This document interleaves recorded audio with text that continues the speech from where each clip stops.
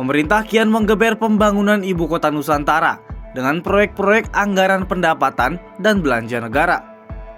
Sedangkan proyek non-APBN, pemerintah memberi karpet merah untuk pengusaha dalam negeri maupun luar negeri. Kemudahan ini sudah diatur pemerintah melalui Peraturan Pemerintah Nomor 12 Tahun 2023 tentang pemberian perizinan berusaha, kemudahan berusaha, dan fasilitas penanaman modal bagi pelaku usaha di Ibu Kota Nusantara.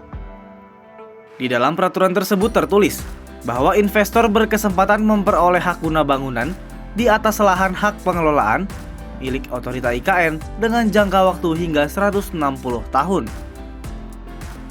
Menurut pasal 19 ayat 1, masa berlaku hak guna bangunan atas pengelolaan milik otorita Ibu Kota Nusantara diberikan hingga maksimal 80 tahun dalam satu siklus pertama.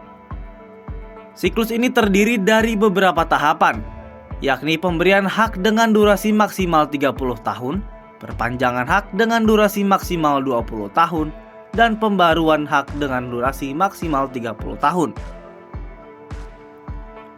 Lalu pada pasal 19 ayat 3 menegaskan bahwa perpanjangan dan pembaruan hak guna bangunan dapat diberikan secara bersamaan setelah 5 tahun HGB digunakan dan atau dimanfaatkan secara efektif sesuai dengan tujuan pemberian haknya.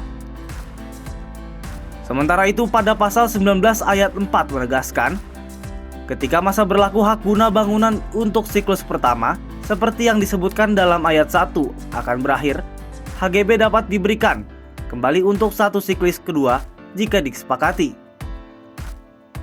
Kemudian pasal 19 ayat 5 menjelaskan perpanjangan dan pembaruan HGB secara bersamaan sebagaimana diatur dalam ayat 3 serta pemberian kembalian HGB untuk siklus kedua. Sebagaimana disebutkan dalam ayat 4 akan diberikan setelah dilakukan evaluasi bersama antara otorita Ibu Kota Nusantara dan kementerian yang bertanggung jawab dalam urusan agraria dan tata ruang. Selanjutnya, dalam pasal 19 ayat 6 disebutkan jika HGB sebagaimana diatur dalam ayat 1 digunakan untuk membangun properti yang ditujukan untuk hunian dan kemudian dialihkan kepada masyarakat, maka diberlakukan dua ketentuan yang spesifik.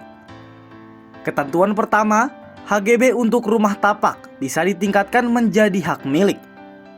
Ketentuan kedua, hak milik atas satuan rumah susun bisa diberikan setelah disetujui oleh OIKN.